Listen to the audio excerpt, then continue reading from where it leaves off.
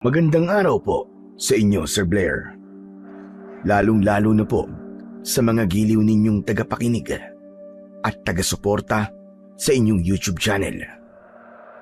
Ang kwentong aking ibabahagi ay nangyari taong 1993. Nang panahon pong yun ay lasinggero po ako.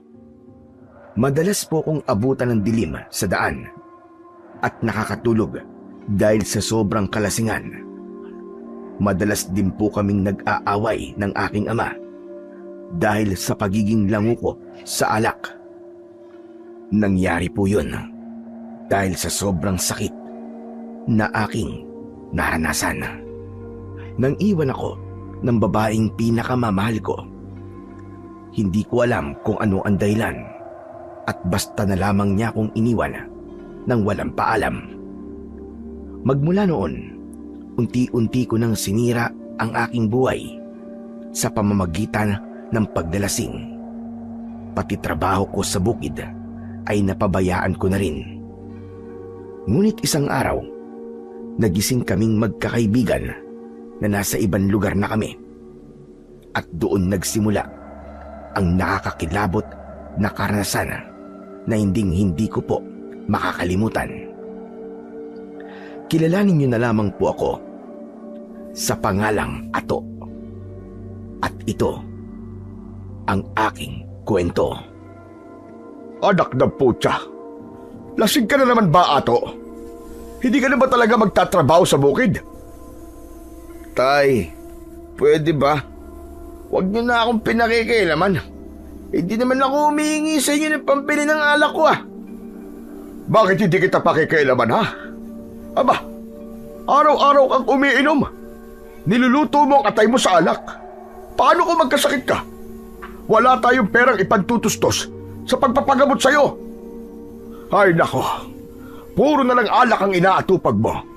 Magtrabaho ka naman. Sa kanyo na problemahin ang bagay na yan, Tay. Kapag nasa ospital na ako, wala pa naman ako dun Anak ng tetego, pambihira ka, bata ka. Palagi mo na lang akong pinag-aalala ba? Kagaya na lamang ng nangyari sa'yo kahapon. Dinala ka rito ng mga tanod dahil natulog ka ba naman sa gitna ng kalsada? Nang dahil sa sobra mong kalasingan. Paano? Kung nasagasaan ka ng sasakyan doon, ha? Tapos namatay ka. Buhay pa naman ako Hindi naman ako namatay. Kaya anong kinakagalit nyo? Isa pa, nakikita nyo naman, di ba? Malakas yung katawan ko. Vitamins ko na ang alak, Tay. Pampalakas ko yun. Kaya huwag nyo na akong pigilan sa ginagawa ko. Tsaka, masaya ako kapag nalalasing Nalilimutan ko ang lahat ng problema ko. Problema. Puro ganyan ang dahilan mo. Nagbago ka lang naman nang iwan ka ni Susan. Anak, kalimutan mo na siya. Marami pa namang ibang babae dyan. Marami rin naman ang nagkakagusto sa'yo. Bakit hindi mo na lang ibaling sa iba ang pagtingin mo? Hindi ko kailangan ng babae. Wala silang kwenta. Kaya huwag niyo mabanggit-banggit sa akin yung Susan na yan, Umiinit lang ang ulo ko Imbis ng ganda-ganda ng mood ko Ay nako. Anak, huwag mong daanin palagi sa init ng ulo ang lahat ng bagay. Isa pa, kinakausap kita ng maayos. Anak, hindi ka ba naaawa sa katawan mo at sa kalagayan mo? Ba't naman ako maaawa sa sarili ko? Wala akong kwentang asawa. Gusto ko lang magpakalasing para makalimot ako. Ay nako, pambihira ka talaga. Pinabaliwala mo palagi ang pag-aalala ko sa'yo. Bakit sinisira mo ang buhay mo, anak? Bata ka pa. Makakahanap ka pa ng mas mabuting babae kaysa doon kay Susan. Sabi na huwag niyong babanggitin ang pangalan niya Ano ba kayo?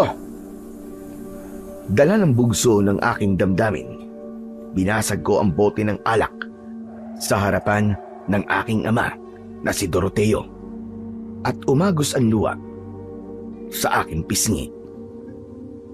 Kung natuturuan lang sana ang puso na magmahal ng iba. Matagal ko lang ginawa yun, tay. Pero hindi. Andito pa rin, oh. Andito pa rin ang sakit. Kaya nakikiusap ako sa inyo na wag niyo nang babanggitin ang pangalan ng babaeng yon. Dahil pakiramdam ko, inutil ako. Inutil akong lalaki. Wala akong kwenta.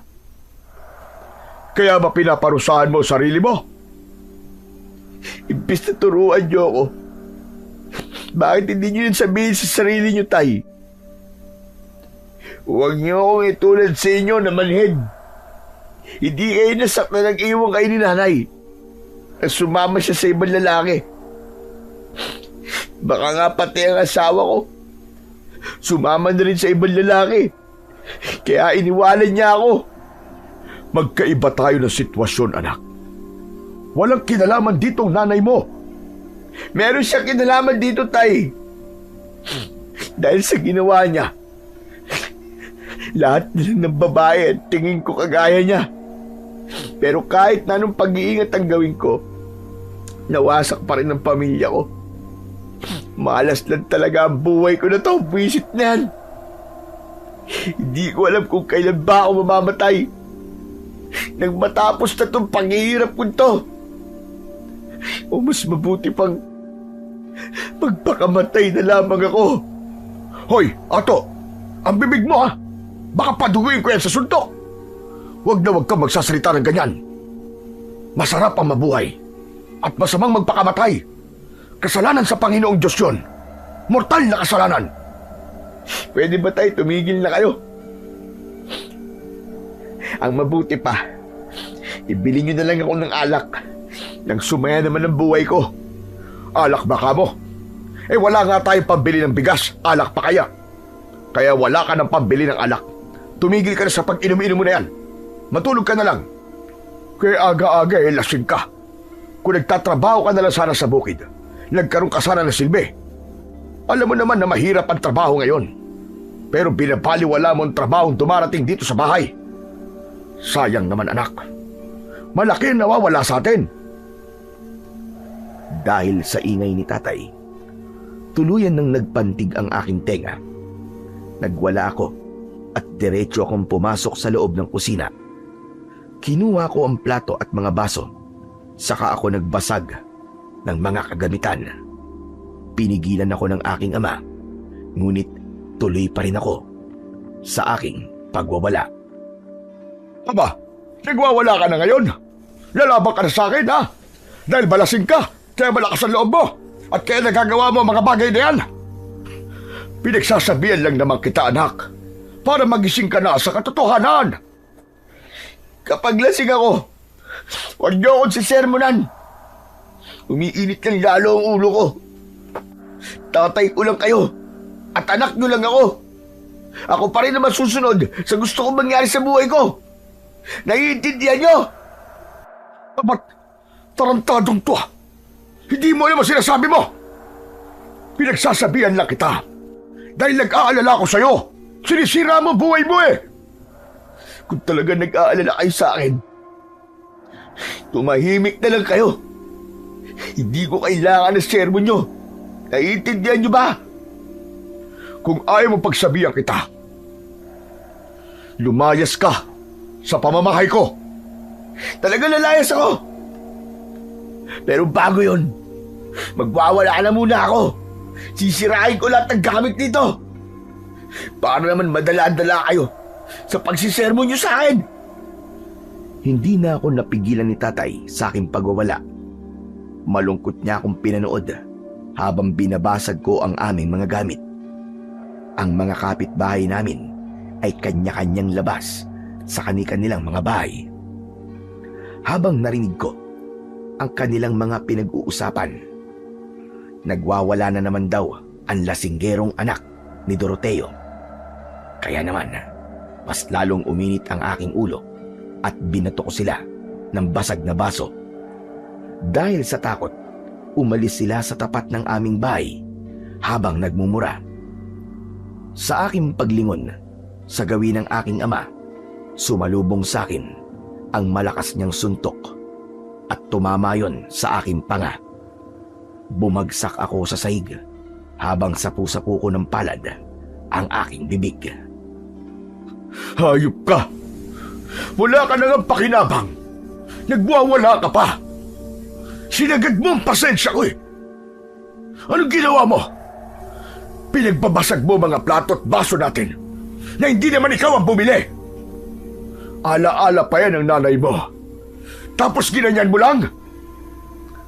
Bumangon ako mula sa pagkakahiga at nakakalokong ngisi ang itinugon ko sa aking ama dahil sa malakas na suntok na tumama sa aking muka. Nawala ang kalasingan ko, lalo na nang umagos ang dugo mula sa pumutok kong labi. Hanggang ngayon, pinapahalagahan niyo pa rin ang mga alaala ni nanay. Talaga palang martir kayo, tay. Martir kayo. Tapos ang galing-galing niyo magpangaral sa akin. Mas malala pa nga kayo sa akin eh. Wala na si nanay, tay. Iniwan na niya tayo. Dahil nga wala siyang kwenta. Malande at makatisang babae. Dapat nga magpasalamat pa kayo sa akin eh. Dahil binasag ko na mga gamit niya. Wala na kayong maaalala tungkol sa kanya. Kahit gaano pa siya kasama, nanay mo pa rin siya. Ikaw, hindi ka nakakasigurado na tatay mo ko. Pero ang nanay mo, kahit na ilang lalaki pang dumaan sa buhay niya, nakakasiguro ka na siya ang nanay mo.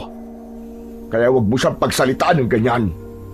Dahil kahit pagbalibalik ta rin man ang mundo, nanay mo pa rin siya. Kalokohan. Matagal nang patay ang nanay ko. Isa pa, bakit ba kayo apektado kapag pinagsasabihan ko ng masakit si nanay, ha? Siguro kayo po ang dahilan kung bakit kayo naghiwalay, no? Kagaya na nangyari sa'yo, Ato. Umalis ang nanay mo nang walang paalam. Ngunit hindi ako nasaktan sa ginawa niya. Dahil alam ko na may pagkukulang din ako. Kaya niya ako iniwan. Lalo na, at ginawa ko naman ang lahat para sa pamilya natin. Sana, ganun din ang gawin mo. Hindi yung sinisira mo ang buhay mo. Kaya nga ginagawa ko na, di ba? Umiinom ako ng alak. Hindi matatanggal ng alak ang sakit, anak. Dahil pagkagising mo, pagtanggal na ang epekto ng alak sa katawan mo, babalik at babalik pa rin ang sakit at hindi yun mawawala. Tignan mo ang sarili mo. Pinarurusahan mo ang sarili mo, ha? Bakit? Dahil iniisip mo na may kasalanan ka. Yun na nga eh. Wala akong kasalanan. Kaya bakit niya ako iniwan? Isa pa, wala akong panahon makinig sa mga sinasabi niyo, tay. Ang gusto ko, alak. Yun lang, wala nang iba. Igagaya niyo pa ako sa inyo na inutil at walang kwenta. Hindi na napigilan ni tatay ang galit. Agad siyang sumugod sa akin at pinagsusuntok niya ako sa muka. Yun ang hinahanap-hanap ng aking katawan. Ang masaktan. Ang maparusahan ng aking ama. Pagkatapos akong bugbugin ni tatay, ay agad akong tumakbo sa labas. Kahit pasuray-suray ako, ay nagawa ko pa ring makarating sa bahay ng aking kaibigan na si Roger. Gulat na gulat siya nang makita ko na may dugo sa labi. Oh, tol! Anong nangyari sa labi mo? Aba, sinong bumugbog sa'yo? Nag-away kami ni Erpat eh. Tol, lasing ka. Pero bakit ka pinatulan ni Mang Doroteo? Yun lang naman ang kaya niyang gawin eh. Baka naman nagwala ka at nagbasag ka ng gamit. Siyempre, ang ingay eh, ayaw tumigil. Puro sermon. Kaya yun, pinasag ko nga yung mga baso at plato na ala-ala pa raw ni nanay. Kaya ka naman pala sinaktan ni Mang Doroteo eh. Kasalanan mo, nagwala ka eh. Teka nga, bakit ba sa tuwing nalalasing ka maaoy ka? Pinagbabalingan mo ang mga gamit ko sa bahay. Malas daw yun sa buhay. Ang malas sa buhay, tol, yung walang pambili ng alak. Puro ka namang kalokohan eh. Seryoso yung sinasabi ko eh. Alam mo, Chong, makinig ka sa mga sinasabi ng tatay mo dahil para sa iyon. Anak ng putya naman, oo. Pati ba naman ikaw maninermon? Tama na. Kotang-kota na ako ngayong araw eh. Hindi naman sa sinisermonan kita at dinadagdagan ko ang sama ng loob mo. Pero mali na nga yung ginagawa mo eh. Pinahahalagaan ng tatay mo ang mga gamit nyo, tapos babasagin mo lang? Aba, syempre, magagalit talaga sa'yo yun. Tapos sinabi mo, alaala pa ng nanay mo. Kasi tol, hindi ko talaga kaya yung sakit eh. Pakiramdam ko, wala akong kwentang lalaki. Biruin mo, tagal na namin nagsama ni Susan. Iniwan niya lang ako nang wala man lang paalam. Para akong tanga na naiwan sa ere, tol. Kalimutan mo na nga, sir. 8 buwan na nakakalipas pag mula lang umalis siya. Kung talagang mahal ka niya, babalik siya. Basta. Masama ang loob ko sa ginawa niyang yun. At kahit bumalik pa siya, hindi ko na siya tatanggapin. Kaya ba sinisira mo ang buhay mo? Chong, marami nag-aalala sa'yo. Kasama na ron siyempre ang tatay mo. Siya ang una. Hoy, tol. Kung sisermonan mo lang din ako, kagaya ni tatay, ang mabuti pa, aalis na lang ako. O, teka, sandali lang. Saan ka na naman pupunta? Huwag ka nang umalis. Sinasabi ko lang naman ito dahil kaibigan kita. Kahit na anong mangyari, palagi akong nakasuporta sa'yo. Kaya huwag ka nang umalis, dito ka na lang. Magpalipas ka na muna ng sama ng loob dito. At saka, parang lasing ka pa eh. Hindi na. Nawala ng kalasingan ko nang bugbugin ako ni tatay. Sandali lang at ikukuha kita ng mangiinom na kape. Huwag na, tol. Alak na lang tsaka pulutan, masaya na ako. Sapat na yun para sa akin. Sabi na nga ba't dyan din ang punta ng usapan na to eh. Kilala mo naman ako, di ba? Oo na. Kukuha na po ako ng alak at pulutan sa kusina. Tamang-tama. Panalo sa sabong ang manok ni tatay. At may talunan. Meron pang natitirang karne ng manok. Ayos na yun para sa pulutan natin. Sarap nun, adobo. Yan, ganyan nga. Parang ginaganahan ako ah. Yan ang tunay na kaibigan. Sinasamahan ako sa oras ng kagipitan. Oo na, hintayin mo ako rito. Saglit na umalis si Roger at pumasok siya sa loob ng kanilang bahay. Naiwan naman ako sa labas ng balkonay sa madalas naming pagtambayan kapag umiinom kami.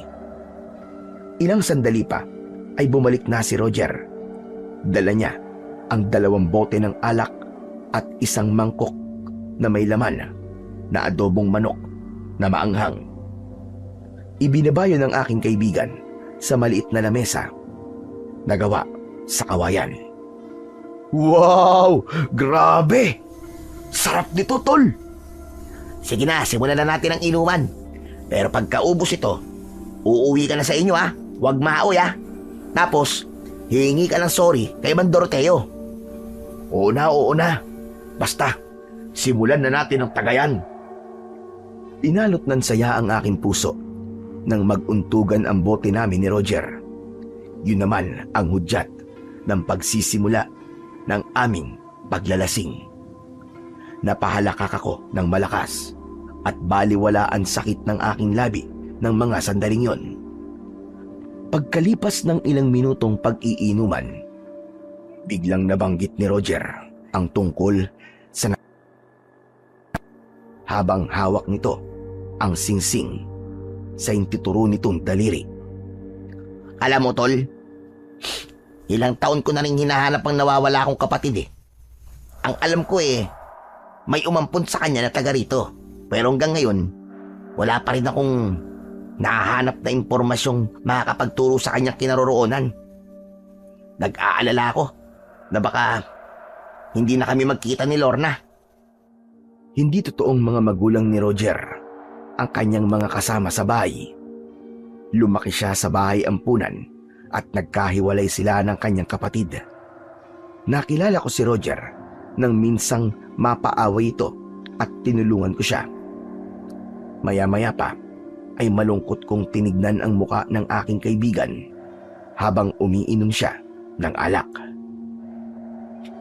Tol, umaasa ka pa rin ba na magkikita kayo ng kapatid mo? Malapit na nga ako mawalan ng pag-asa eh. 15 taon ko na siyang hinahanap. Hindi ko na nga alam kung anong itsura niya eh. O kung buhay pa ba siya, o maayos ba ang buhay niya ngayon.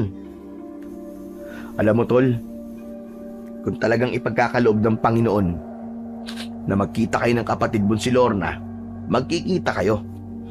Kahit di mo siya hanapin, nakaguhit yun sa kapalaran ng isang tao. Wow ha? Coming from you ha? Para yatang magandang lumalabas sa salita sa bibig mo ngayon ha? Hindi katulad kanina, na puro sama ng loob ang naririnig kong lumalabas sa bibig mo. Maganda yata ang epekto ng alak at pulutan natin sa'yo, Tol ha? Tol, maayos naman talaga akong kausap eh. Ngayon lang naman ako nagkakaganito, di ba? Kilala mo naman ako. Tsaka, hangad ko na magkita kayo ng kapatid mo si Lorna. Dahil ang kapatid mo, siya ang totoo mong pamilya. Totoo ko na rin pamilya ang mga magulang ko ngayon, Tol. Mabuti sila sa akin, kahit di nila ako kadugo. Ay nako, tama na nga to. Nauuwi sa pagdrama-drama ang usapan natin eh. Imbis na nagsasaya tayo eh. Dahil nalibang kami sa aming pagkikwentuhan, hindi ko namalayan na madilim na ang paligid at ang tig-isang bote namin ni Roger kanina ay naging tig-5 bote ng alak. Sanay na ang aking sikmura sa alak, kaya hindi ako masyadong nalalasing. Kaya naman ay nagpasya na rin kaming magpahinga ng aking kaibigan na si Roger. Pagdating ko sa bahay, ay nadatnan ko si tatay. Nakaupo siya sa upuan na gawa sa kawayan. Hindi ko siya inimik. Diretso akong pumasok sa loob ng aking kwarto. Nahiga ako sa katre at agad akong nakatulog. Kinabukasan, maaga akong nagising. Nauna akong bumangon sa aking ama. Iniisip ko kung saan na naman ako kukuha ng pambili ng alak. Pambihira naman buhay to. Saan na naman kaya ako makakahanap ng perang pambili ko ng alak? Ay nako, nakakabwisit talaga. Sana makahanap ako ng mahiwagang bote ng alak na hindi nauubusan ng laman. Natatawa na lamang ako sa aking naiisip. Maya-maya pa ay biglang napako ang aking paningin sa aking bagong bili na araro. Sumilay ang nakakalokong ngiti sa akin labi at napalingon sa gawi ng silid ni tatay.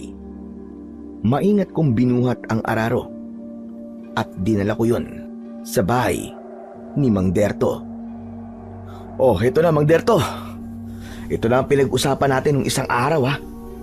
Bibili niyo po ba? Bagong-bago po tong araron to. Isang gamitan pa lang po to at mura ko lang po ipagbibili sa inyo. Pwede nga po yung palit alak na lang eh. Kahit walang pera eh. Nag-aalalang napatitig sa akin si Mang Derto.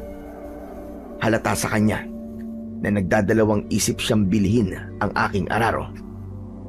Maya-maya pa ay napilitan din itong kunin ang aking gamit kapalit ng 10 bote ng alak. Nag-abot din siya sa akin ng pambili ng pulutan. Kaya naman, ganun na lamang ang aking tuwa nang bitbitin ko ang mga bote ng alak at dalhin yun sa bukid. Tumigil ako sa tapat ng puno na madalas kong pagtambayan. Pagkalipas ng ilang minutong pag-iinom, nakaubos na ako ng 2 bote ng alak. Maya-maya pa, natigilan ako nang makarinig ako ng yabag mula sa aking likuran. Tumambad sa aking paningin ang galit na si tatay. Hayop ka! Ibinenta mo ang araro kapalit ng alak na yan? Wala ka talagang awa sa akin ah! Tay, sandali! Bitiwan niyo ang braso ko! Nasasaktan ako eh! Ano ba problema niyo? Ha? Sa akin naman ang araw-araw yun ah. Kahit na sa'yo pa ang gamit na yun. Alam mo naman na yun lang ang ginagamit kong panghanap buhay para sa pagkain natin dalawa. Pagkatapos mababalitaan ko na lang na ibinenta mo na kay paring Derto ang araro sa murang halaga. Kapalit lang ng alak mo. Naman pakialam nyo sa gamit ko. Di ba ganap din kayo ng gamit nyo na pwede nyong ibenta? Dala ng bugso ng damdamin ng aking ama. Umangat ang kanyang kamao at tumama yun sa aking muka.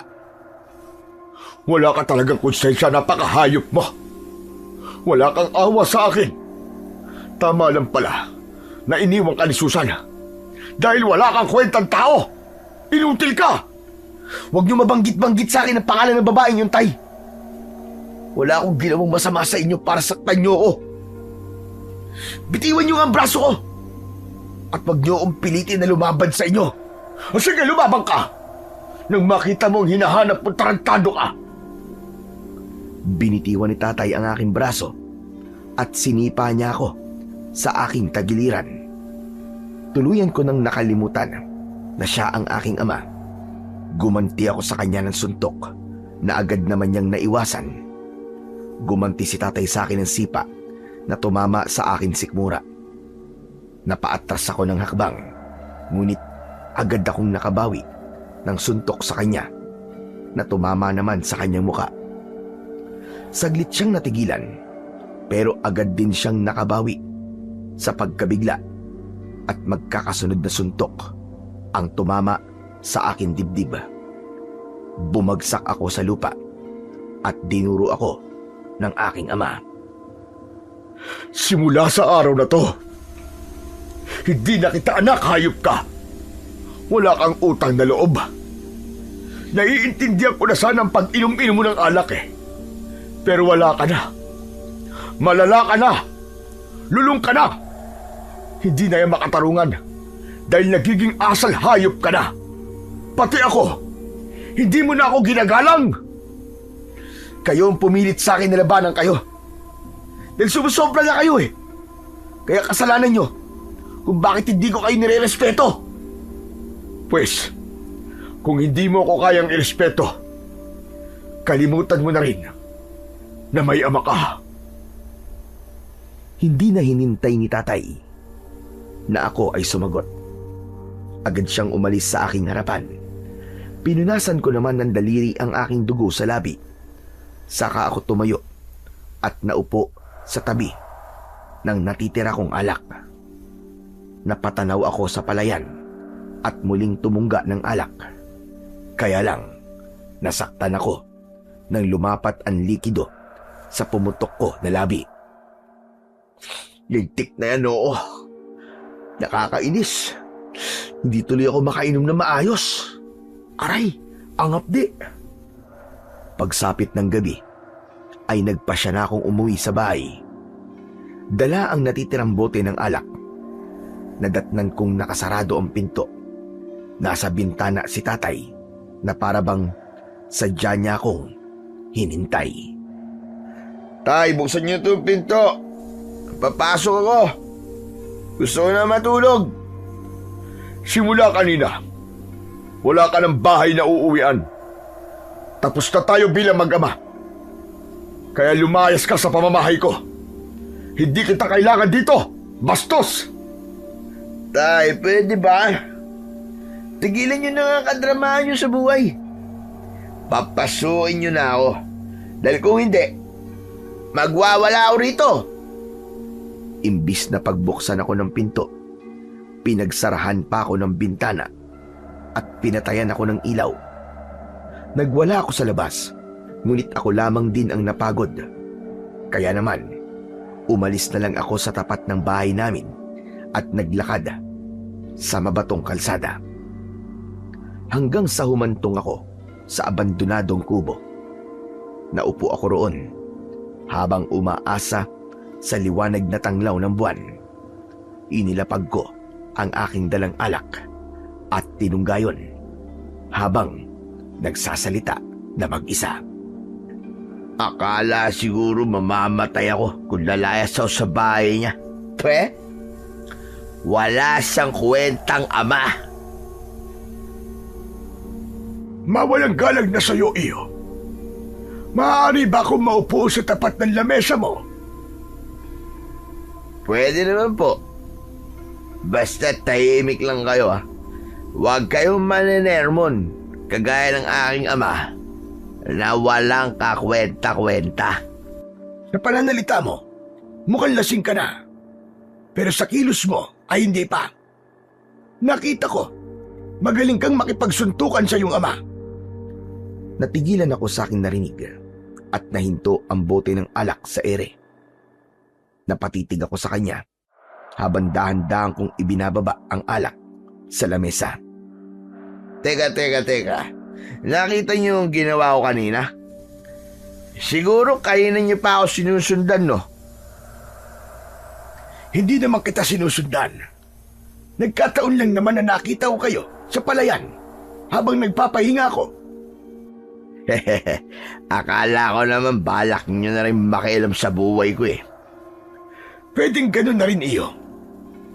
Nilulunod mo ang katawan mo sa alak. Kaya unti-unti kanyang binabago. Pati ang ama mo, nagagawa mo ng labanan. Sa pagkakaalam ko, mabuti ka namang anak noon sa kanya. Tama ba? Teka, sa tono ng pananalita nyo, parang kilala nyo ako Tumawa ang matanda, saka tumayo at naghubad ng sinturon. Ipinatong niya ang bagay na yon sa lamesa, saka tumingin sa akin. Hindi kita kilala. Pero batay sa nakita ko kanina, nararapat lang naman siguro na sa'yo ko ibenta ang aking sinturon. Wala kasi akong kapera-pera. Gagamitin ko siya ng pamasahe papunta sa baryo ng Santa Rosa. Baka naman maaari mong bilhin na ang sinturon ko para may pangpamasahe ako. Ako pa talaga napili yung pagbenta ng sinturon nyo, tatang wala nga rin akong kapera-pera. Alam kong may pera ka. Dahil kakabenta mo lamang ng araro mo kanina, hindi ba? Anak na po, galing mo Pati pala pinag-usapan namin ni tatay, narinig mo rin. Ayos din kayo no? Hindi halata na chismoso kayo Kagaya ng sinabi ko, aksidente ko lang narinig ang usapan yung mag-ama. Sige na, kahit magkano kunin mo na itong sinturon ko. Isa pa, mamahalin ang akin sinturon. Pwede mo yung ibenta sa mas mahal na halaga. Bigla akong nagka-interes sa sinturon nang marinig ko ang sinabi na matanda. Kaya naman, palihim kong hinawakan ang aking bulsa na may laman na 100 piso. Kahit magkano, papayag kayo?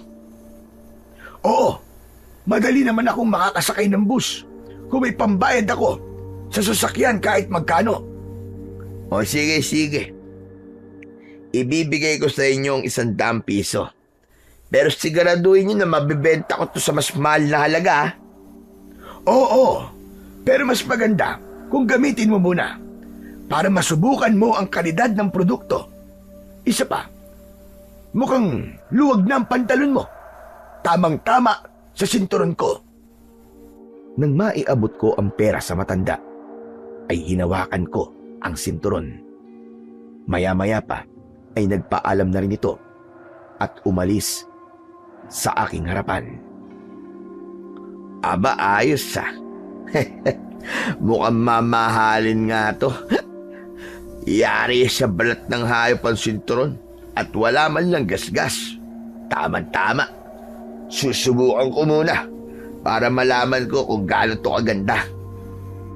Tumayo ako at isinuot ko kagad ang sinturon. Nang maisara ko yon, ay bigla kong naramdaman ang paghigpit nun sa aking bewang. Uy! Ang galing Automatic na umihigpit yung sinturon Panigurado kikita ako ng mas malaking halaga dito kapag nabenta ko to sa iba. Ang hina pala ng isip ng matandang yun. Ibinenta niya sa akin sa murang halaga lang ang sinturon na to.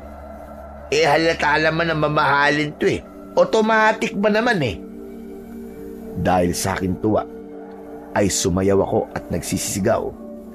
Lahat naman ng taong dumaraan sa tapat ng kubo ay bakas sa mukha ang pagkadismaya. Hindi na naman daw sila makakatulog dahil sa aking ingay. Maya-maya pa ay dumating ang kaibigan kong si Roger. May dala din siyang alak at nagulat sa aking itsura. Uy! Anak naman ng 7 tipaklong, oo. Palagi na lamang putok ang labi mo tuwing nagkikita tayo, ah. Ano na naman ba nangyari sa'yo, ha? Pa ba? Di ka dati gawi. Pero kalimutan mo na yun. Magpakasaya na lamang muna tayo. Malaya na ako! Teka. Anong malaya ang pinagsasasabi mo? Malaya na ako. Tinakwil na ako ni tatay. Wala na akong ama, kaya malaya na ako. Ano? At masaya ka pa ng lagay na yan, ha? Anong gusto mong gawin ko? Umiyak, nagalupasay, ganon. Nako. Tigilan mo ako. Hindi mangyari yun, uy. Ayaw na niya sa akin. Mas lalong ayaw ko sa kanya. Kaya halika to. Magsaya tayo.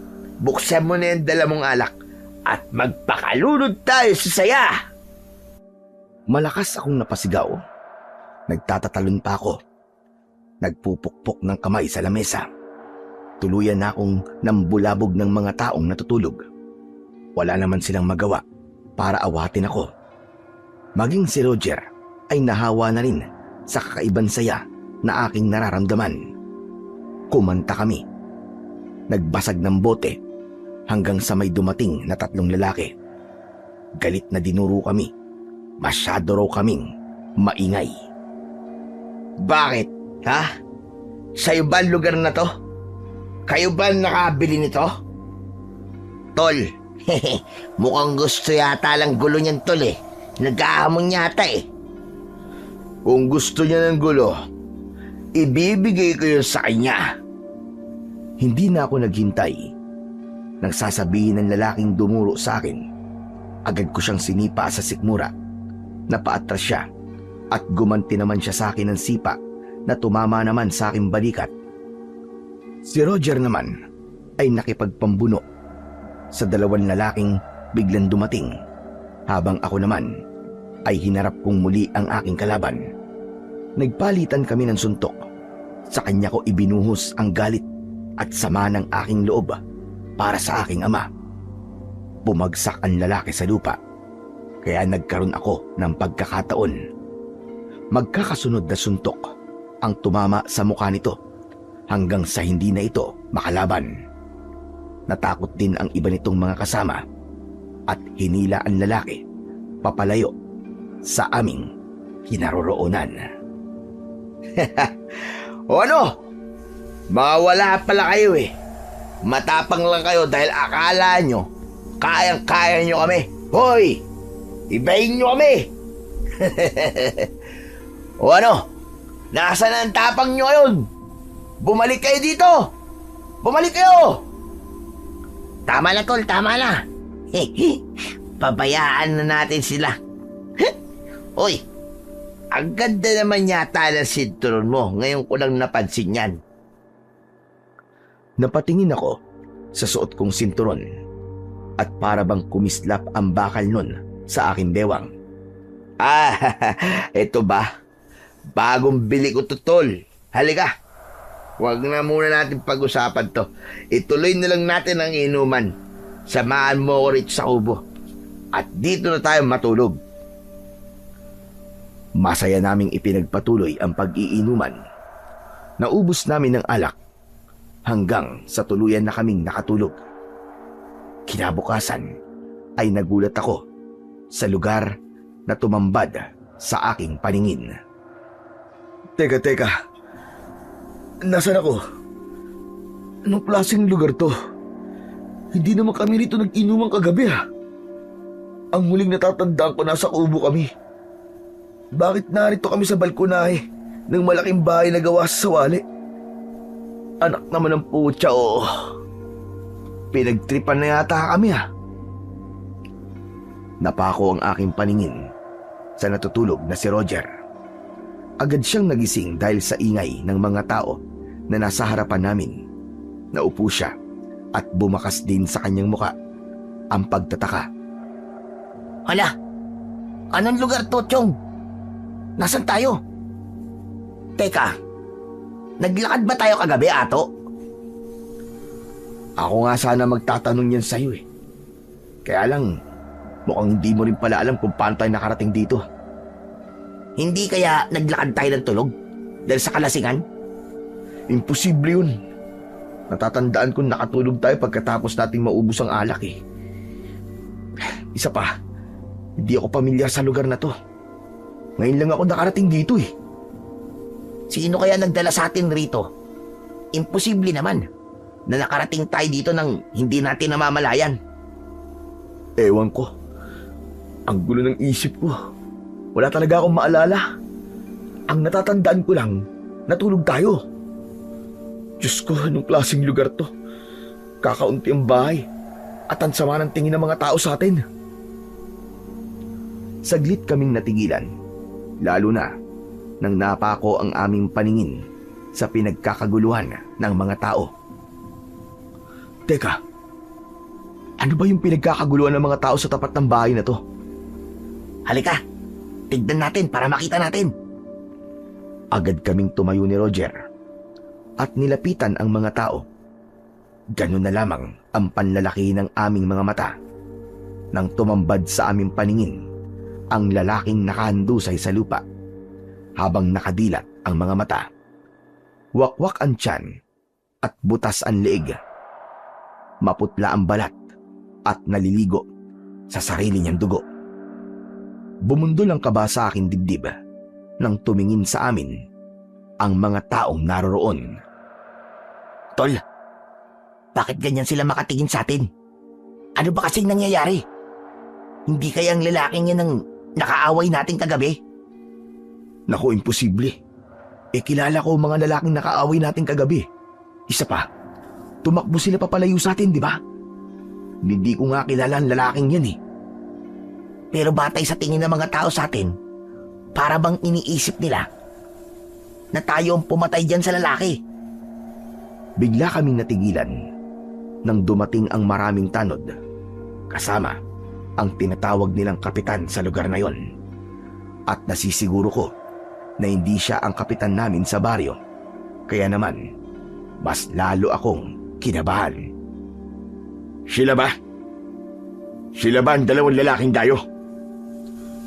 Itinuro kami ng lalaki sa kapitan at agad niya kaming pinahawakan sa kanyang mga tanod.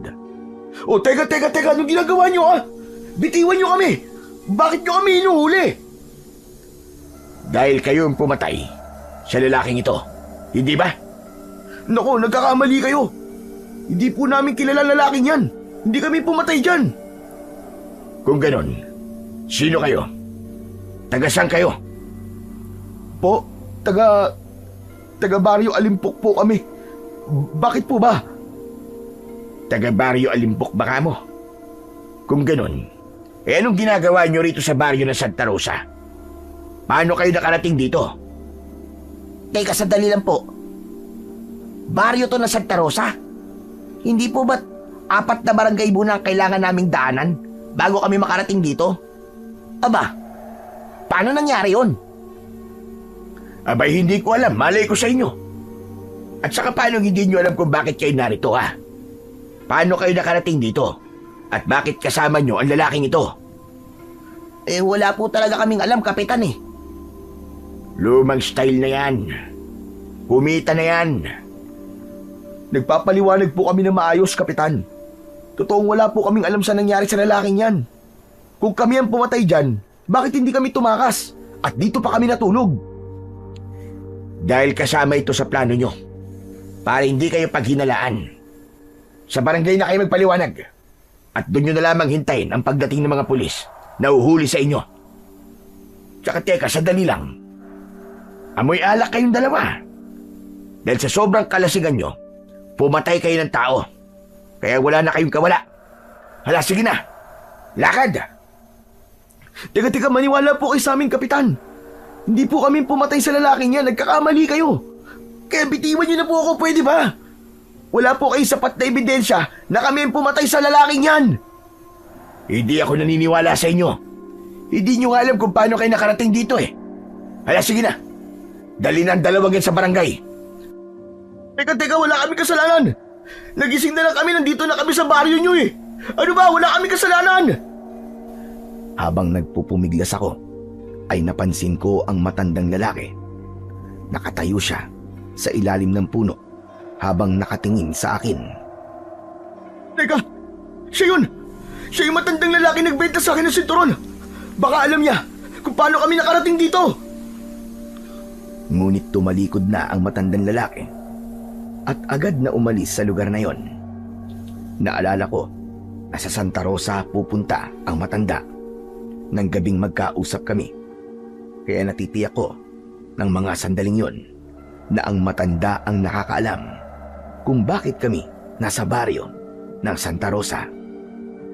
Maya-maya pa ay bigla na kaming kinaladkad ng mga tanod papunta sa barangay hall. Tol, anong gagawin nila sa atin? Wala tayong kasalanan. Hindi naman tayo pumatay sa lalaking yun, di ba? Kaya bakit nila tayo inuhuli? Hindi ko nga rin alam, Roger eh. Naguguluhan na rin ako. Basta't ang natatandaan ko lang, nagising tayo sa baryong to. Ano ba kasing klaseng lugar to? Nakakainis. Wala man lang akong maalala. Wala na kayong magagawa. Dahil kayong dalawa, ang pangunahing suspek sa pagkamatay ng lalaking yon. Hindi nga kami pumatay ron, Kapitan. Bakit bang kulit mo? Brutal ang pagkakapas lang doon sa lalaki. Hindi yung kagagawa ng tao. Baka hayop, pwede pa. Paano nyo patutunayan na hindi kayo may gawa nun, ha? May natagpuan na basag na bote sa higaan nyo. Baka nga yung pa ang ginamit nyo para patayin ng lalaki. Wala kayong naaalala dahil sa kalisigan nyo. Pambihira. Lulusot pa kayo eh. Hala, sige. Lakad! Kahit na anong paliwanag ang aming gawin, ay hindi kami pinakinggan ni Kapitan. Pagsapit namin sa punong tanggapan, agad nila kaming ikinulong at hiningian ng ID. Wala namang kaming maipakita dahil ang lahat ng aking gamit ay naiwan ko sa bahay. Pati si Roger ay dismayado rin sa nangyari sa amin. Dahil pati raw siya ay nadabay. Pakawalan niyo kami, Kapitan! Nakikiusap naman kami sa iyo. Wala kayong nakita sa amin na ebidensya na makapagpapatunay na kami nga talaga ang pumatay sa lalaking yun. Kahit na pa eh, hindi pa rin ako naniniwala sa inyo. Lalo na at dahil lamang kayo sa baryo namin. Habang tinatanong kami ni Kapitan, ay nahagip ng aking paningin ang matandang lalaki. Sumunod pala siya sa amin at kausap niya ang isa sa mga tanod.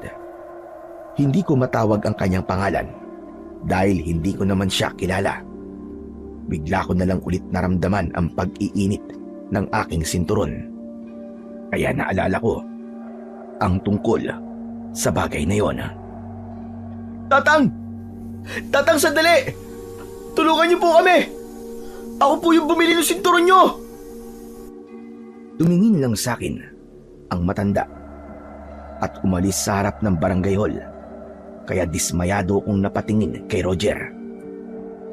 Ato, ang matanda bang yung kanina? Ang nagbigay sa'yo ng sinturon? Uy, baka alam niya kung paano tayo nakarating dito. Pero mukha naman siyang walang alam sa nangyari. Hindi ka nga niya pinansin eh. Huwag mo munang isipin yun, tol. Ang isipin mo, kung paano tayo makakalaya rito. At kung paano tayo nakarating dito. Kung bakit wala tayong maalala. Saglit akong natigilan at inalala ang mga nangyari.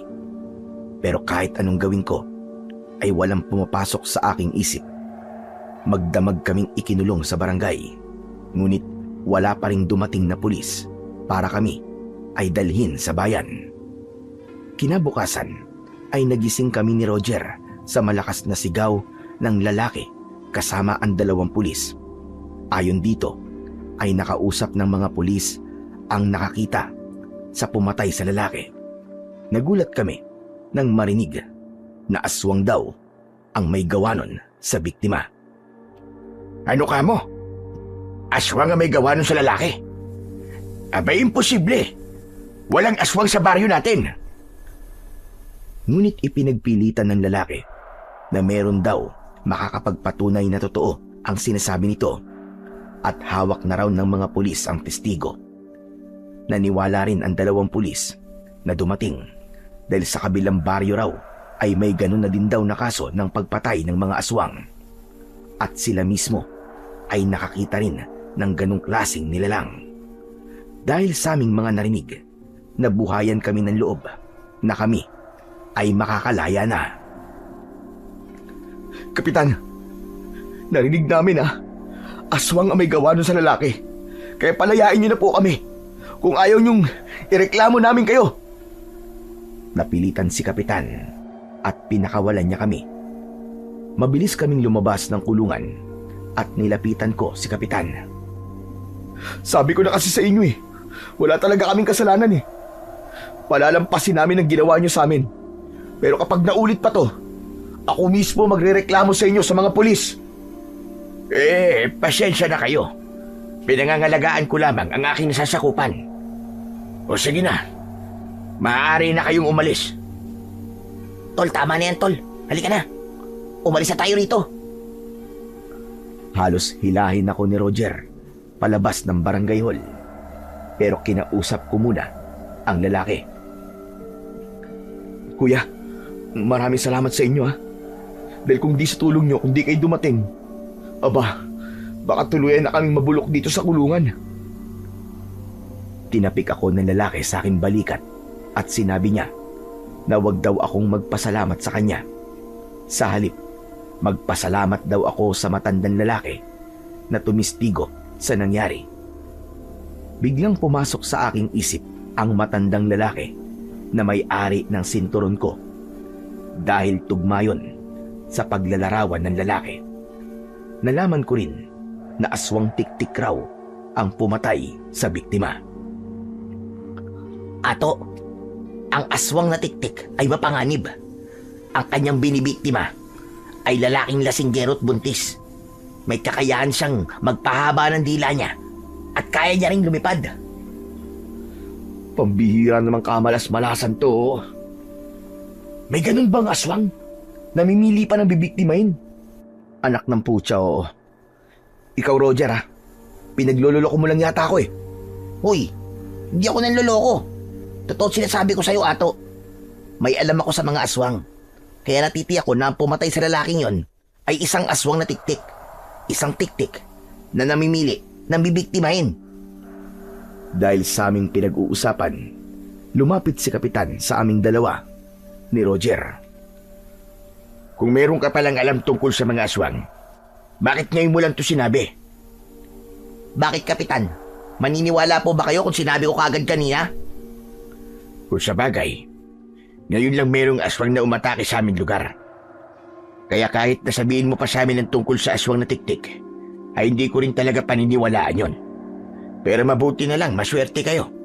May 2 pulis na nagpapatunay na totoo ang aswang. Ibig sabihin po nun, meron kayong kasama sa baryong to na malapit ng mga anak. Dahil doon, kayo po ang sunod na bubulabugi ng mga aswang. Dahil sa aking narinig, napatingin ako sa labas ng barangay hall at nahagip ng aking paningin ang pamilyar na babae. Susan? Si Susan yun Hindi ako maaaring magkamali. Si Susan ang nakita ko. Dahil sa aking nakita, mabilis akong tumakbo papunta sa labas ng barangay hall. Iniwan ko ang kaibigan kong si Roger sa loob habang kausap niya si Kapitan. Agad kong sinundan ang babaeng naglalakad papunta sa makipot na daan. Mabilis siyang maglakad na para bang nagmamadali. Kaya naman, mas nilakihan ko ang hakbang ng aking mga paa habang hindi ko inaalis ang paningin sa kanyang likuran. Susan! Susan, sandali! Hintayin mo ako! Susan! Pero hindi lumingon ang babae.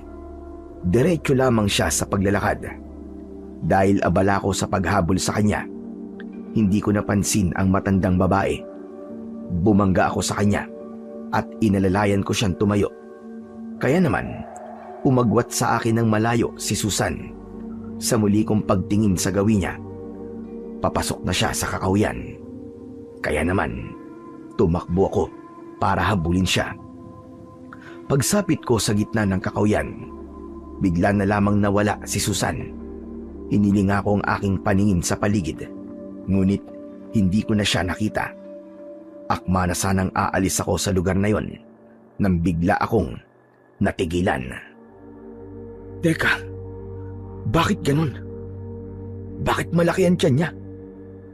Hindi ako maaaring magkamali sa nakita ko. Buntis si Susan. Biglang bumundol ang kaba sa aking dibdib nang maalala ko ang itsura ni Susan. Hindi kaya niya ako iniwan? Dahil may iba na siyang lalaki. Maya-maya pa ay bigla akong nakarinig ng boses mula sa aking likuran. Paglingon ko, nakita ko ang matandang lalaki. Agad akong humarap sa kanya at napatitig sa kanyang muka. Mukha yatang may hinahanap ka sa lugar na ito. Ano pong ginagawa niyo rito? Sinundan kita para kasing may hinahabol kang babae sa lugar na ito kanina. Opo.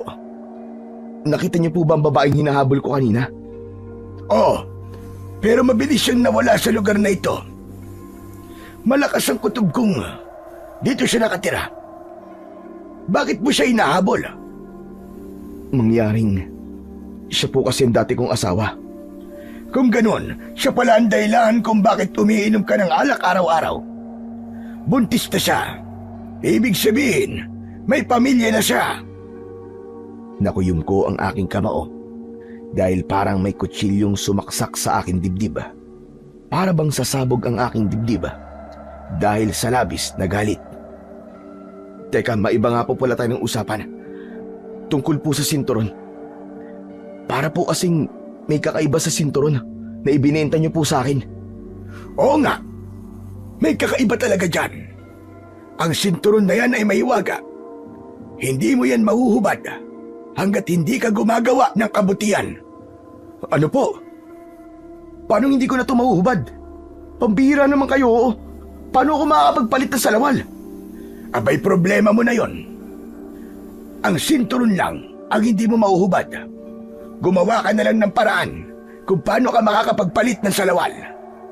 Pinagluloko niyo po ba ako? Hindi kita niloloko, iyo. May dahilan kung bakit nasa iyo ang sinturon at kung bakit nandito kayo sa lugar na ito. Ano pong ibig niyo sabihin? Ang nagdala sa inyo rito para mapigilan ang napipintong pagsalakay ng mga aswang.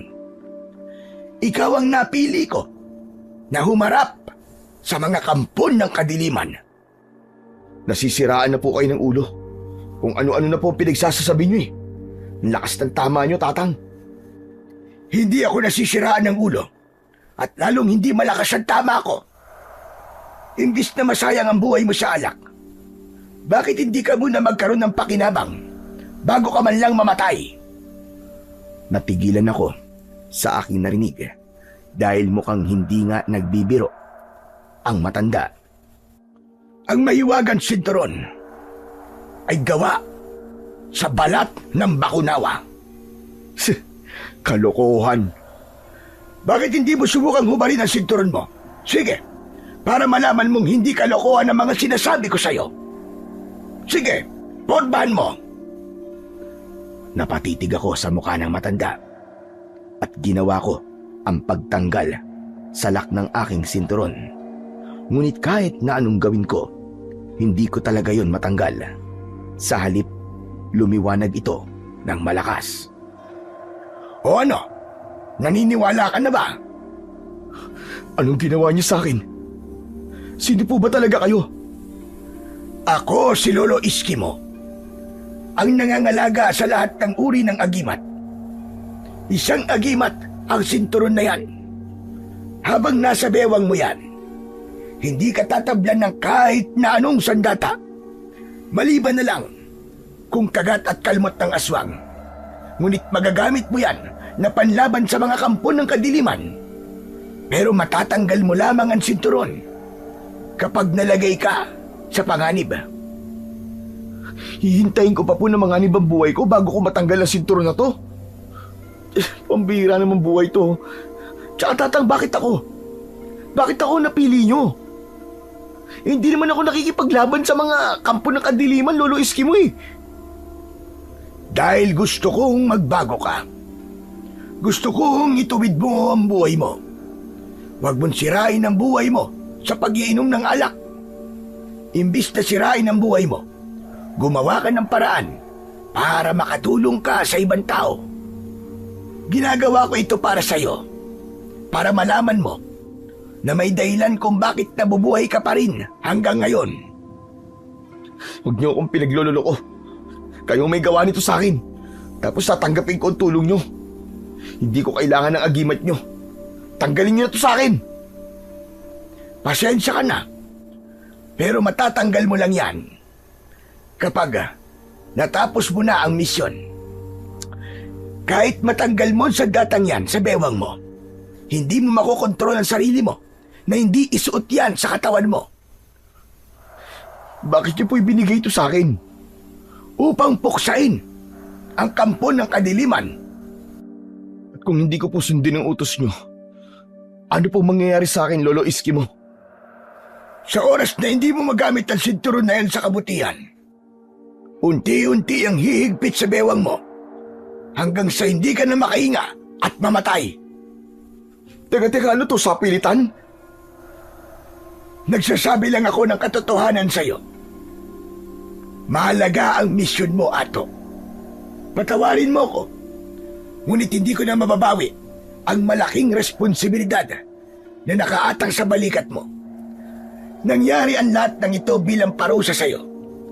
Dahil lumaban ka sa tatay mo, yun ang pagkakamaling nagawa mo bilang isang anak.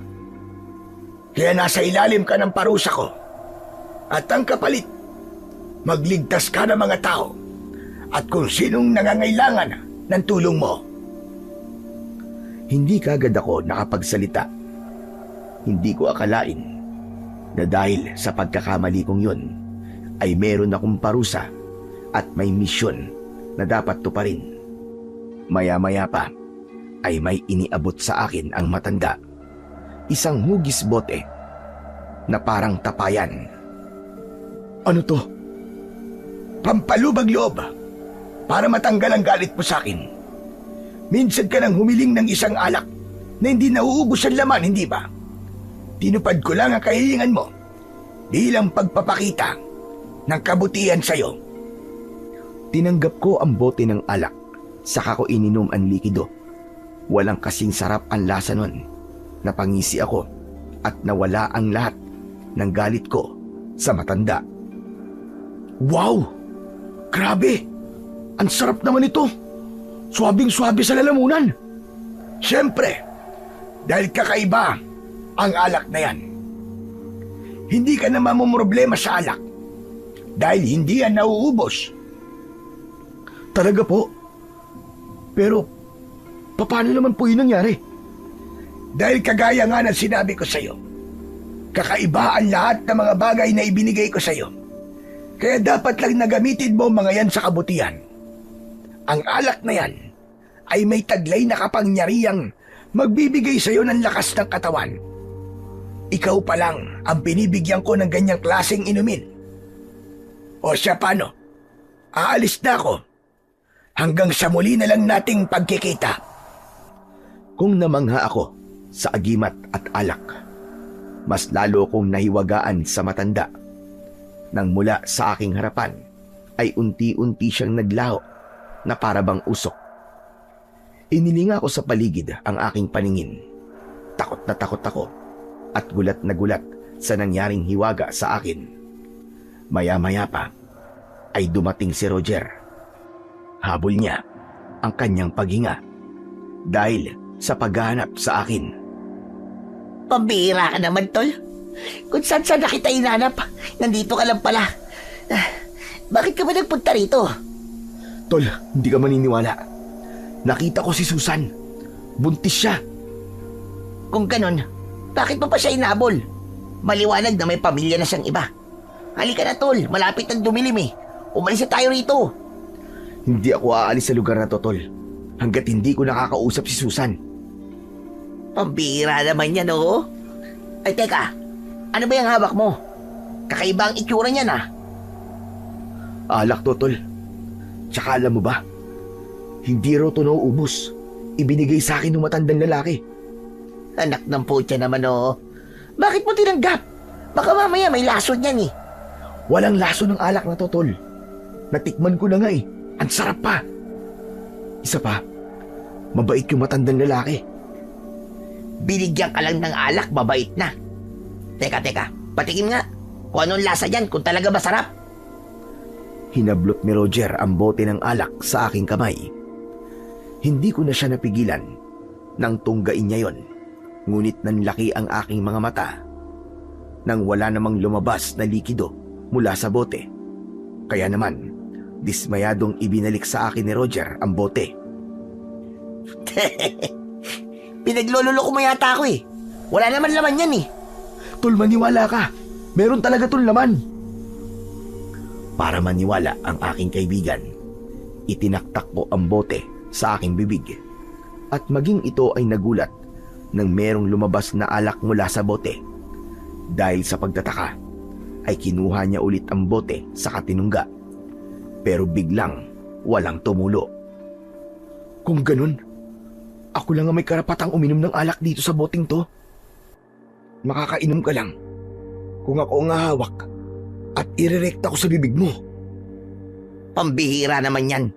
Paano nangyari yun? Kahit ako hindi rin ako makapaniwala sa hiwagang nararanasan ko ngayon eh. Ilang oras namin pinag-usapan ang tungkol sa matanda, maging sa aking misyon, at agad naniwala ang aking kaibigan. Sa ilalim ng puno kami inabutan ng dilim. Doon na rin kami nahiga para magpalipas ng gabi. Nag-inuman kami hanggang sa makatulog kaming dalawa. Ngunit naalimpungatan kami ni Roger nang makarinig kami ng ingay mula sa itaas ng himpapawid. Napabalikwas kami ng bangon. Kaya naman, napansin ko ang pagliwanag ng aking sinturon. Naku, lagot. Lumiliwanag ang sinturon ko. Ang ibig sabihin ay panganib. Pero wala naman akong nakikitang liwanag mula sa sinturon mo, Chong ah. Ako lang ang nakakakita sa liwanag. Kailangan natin maganda, Chong. Maging alerto ka. Agad kaming tumayo at inilinga namin sa paligid ng aming paningin. Inilabas ko ang aking lighter na madalas na nasa loob ng aking bulsa. Binuksan ko yun at lumiwanag ang aming kinaroroonan. Naririnig mo ba ang ingay na yun?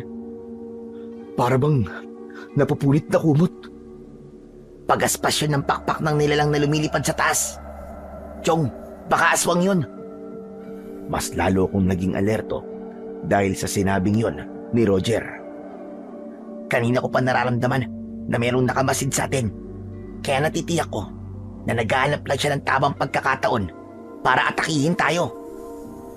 Hindi nagtagal, may dalawang nilalang ang bumaba sa lupa. Napaawang ang aking bibig nang tumambad sa aming harapan ang nakakatakot na itsura ng aswang. Mukha silang daga na may mahabang dila. Nanlilisik ang kanilang mga mata habang umaangil na parabang nauulol na aso. Tumutulo din ang malapot nilang laway na parabang gutom na gutom at natatakam sa putahing nakahain sa kanila. Maingat kong tinanggal ang aking sinturon at nahubad ko ngayon. Inihampas ko sa lupa ang sinturon at lumiyab ang liwanag mula sa aking sandata. Biglang nasilaw ang dalawang aswang. Kung ganon, nakikita rin pala ng mga aswang ang liwanag mula sa aking sandata. Humakbang ako sa unahan ni Roger at panay ang hampas ko ng aking sinturon na lumilika naman ng kakaibang tunog. Nasasaktan ang mga aswang sa ingay ng aking sinturon. Dahil doon, agad silang lumipad paitaas at pabulusok na umatake sa aming kinaroroonan. Biglang umangat ang aking kamay. Sinalubong ko ng hampas ng sinturon ang mukha ng aswang. Pasadsad itong bumagsak sa lupa habang umaangil. Para siyang nasasaktan sa aking sandata habang ang sugat niya ay unti-unting kumakalat at umuusok sa buo niyang katawan. Mabilis ko siyang nilapitan at niluhuran sa dibdib. Saka ko siya sinakal gamit ang aking sinturon. Nagkakakawag ang kanyang pakpak habang ang kanyang kamay ay pilit na tinatanggal ang sinturon sa kanyang leeg. Ngunit umusok ang kamay nito nang mahawakan niya ang aking sandata. Mas lalo kong hinigpitan ang pagkakasakal sa kanyang leeg hanggang sa mawalan siya ng malay. Tumayo ako. Binuhusan ko siya ng alak sa katawan. Inilabas ko ang aking lighter.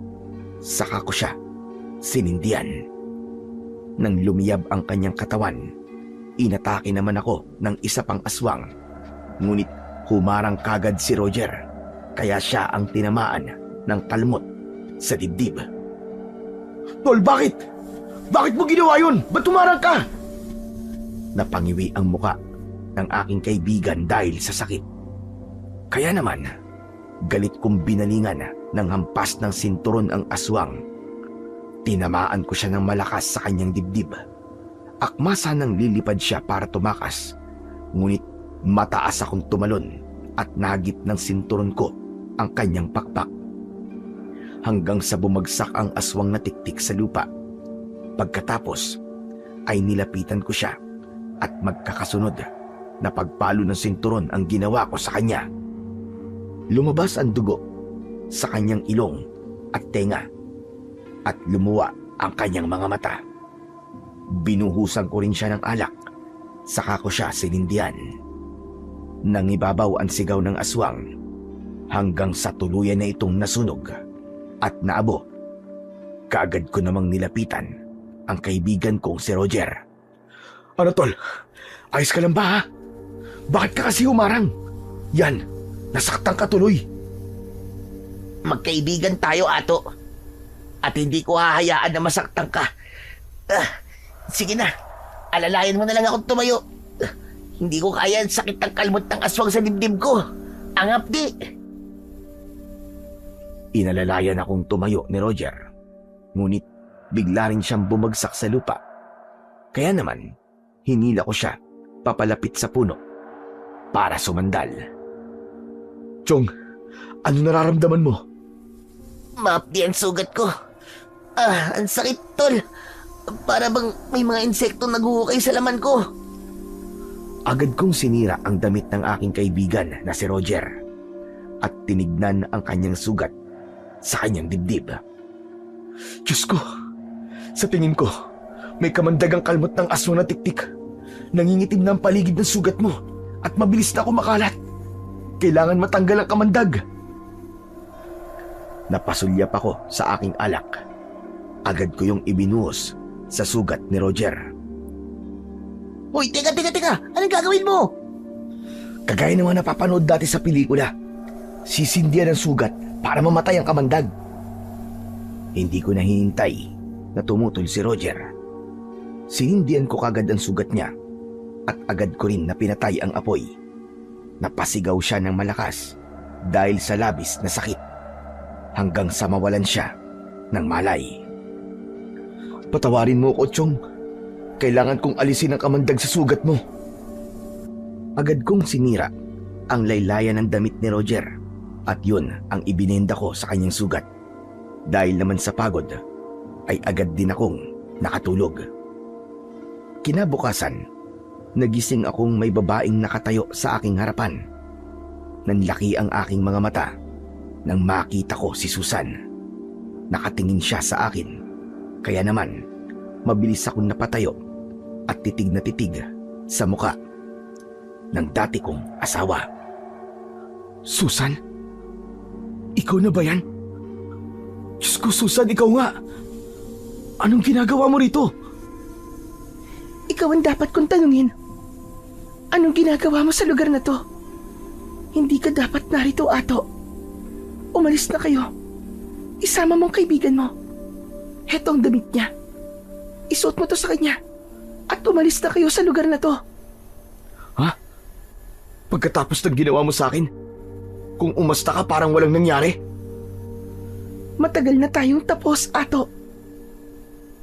Lumikot ang mga mata ni Susan at hindi siya makatingin sa akin. Naplos niya ang maumbok niyang tiyan. Kaya naman, mas lalong bumugso ang galit sa aking dibdib. Sino ang ama ng pinagbubuntis mo? Yang bandaylan kung bakit mo ko iniwan ng walang paalam, ha? Oo. At hindi mo na kailangan malaman pa kung sino ang ama ng pinagbubuntis ko. Ang mahalaga, mahal niya ako at kaya niya akong panindigan. Kaya tapusin na natin ang ugnayan nating dalawa. Ganun na lamang ba kadali sa iyon? Malandi ka. Hindi ka nakukontento sa iisang lalaki. Kahit na anong sabihin mo, masaya na ako sa buhay ko ngayon. At sana ganun ka rin, Ato. Hindi ako aalis hanggat hindi mo sinasabi sa akin kung bakit mo talaga ako iniwan. Anong dahilan mo? Dahil narinig kita na hindi mo ko totoong minahal. Sabi mo nagsisisi ka na pinakasalan mo ko. Sabi mo, kagaya ako ng nanay mo. At totoo naman, di ba? Nagpabuntis ka pa nga sa ibang lalaki. Alam mo ba kung gaano kasakit sa akin ang ginawa mo, ha? Parang gusto kitang patayin. Parang gusto kong patayin kayo ng lalaki mo. Kung tunay kang lalaki, tatanggapin mo ang desisyon ko. Tanggapin mo na lang ang katotohanan na hindi tayo ang para sa isa't isa, Ato. Aalis na ako at wag mo na akong guguluhin pa. May iba na akong mahal at siya ang ama ng pinagbubuntis ko. Kaya wala nang dahilan pa, Ato, para mag-usap pa tayo. Ayoko nang magkaroon ng ugnayan sa'yo. Sige, kung yan ang gusto mo. Siya nga pala, Susan. Sasabihin ko lang sa'yo na ikaw ang pakay ng mga aswang na tiktik. Kapag inatake ka ng mga aswang, huwag kang umasa na tutulungan kita. Ang asawa mo lumaban para sa bunga ng kataksilan mo sa akin. Saglit na huminto sa paglalakad si Susan. Habang hindi siya lumilingon sa akin. Pagkatapos kong magsalita, saka siya nagpatuloy sa paglalakad, papalayo sa aking kinaroroonan. Nakita ko ang damit na inihagis nito sa aking kaibigan. Dala ng aking galit. Pinunit-punit ko yun. Doon ko ibinaling ang sama ng aking loob. Saka naman nagising si Roger at ikinuwento ko sa kanya ang nangyari sa aming pag-uusap ng dati kong asawa na si Susan. Para bang merong 1,000 kutsilyo ang tumutusok sa aking dibdib kapag naaalala ko ang mga sinabi sa akin ni Susan. Dahil masama ang aking loob, nagpakalasing talaga ako. Si Roger naman ay humingi ng tulong sa mga tao na naroroon para sa pagkain naming dalawa. At nang bumalik siya ay tanghali na. Pagkakain namin, muli naming itinuloy ang inuman hanggang sumapit ang gabi. Nagpasya kaming pumunta sa barangay hall, ngunit nadatnan namin na nagkakagulo ang mga tao. Dahil doon, parang nawala ang aking kalasingan. Ano nangyayari? Bakit sila nagsisigawan? Hinarang ni Roger ang isa sa lalaking tumatakbo. Manong, ano po nangyari? Bakit kayo takot na tumatakbo?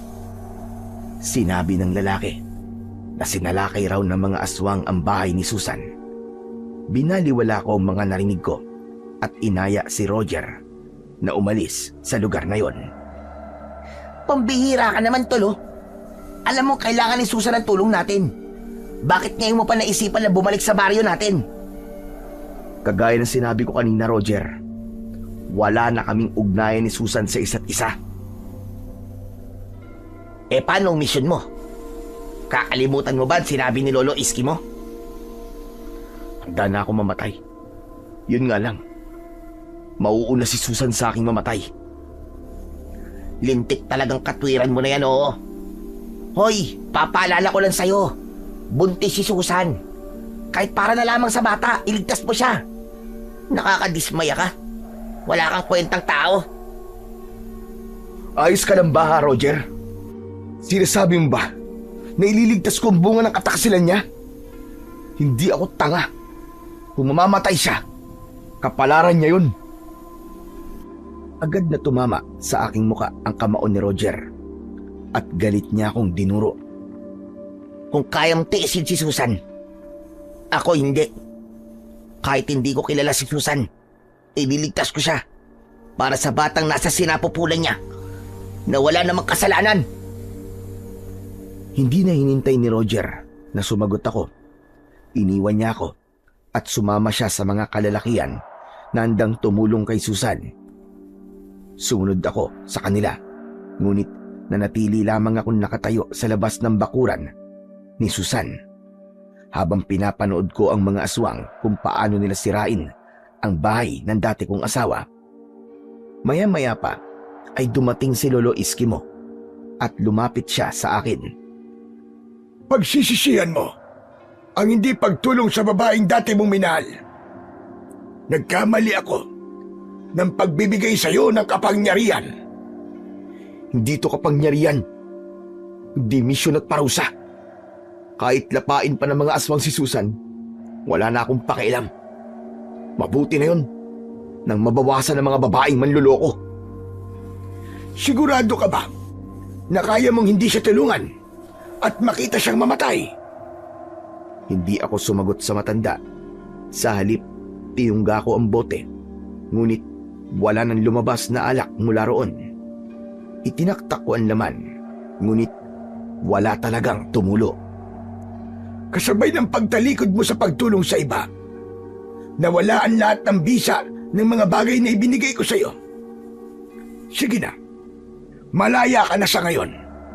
Ngunit ano? Anong mangyayari sa akin?